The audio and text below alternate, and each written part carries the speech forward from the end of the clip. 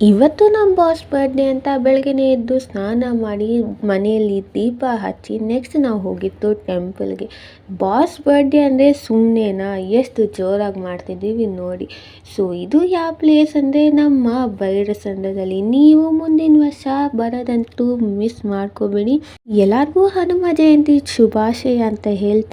ರಾಮನಾಮ ಹಾಡಿರೋ ರಾಮ ಬರುವನು, ಅವನ ಹಿಂದೆ ಹನುಮನು ಇದ್ದೇ ಇರುವನು. ವಿಶ್ವರೂಪಿ ವಿಶ್ವವ್ಯಾಪಿ ರಾಮಚಂದ್ರನು, ವಿಶ್ವಕ್ಕೆಲ್ಲ ಮಾದರಿ ಶ್ರೀರಾಮನು.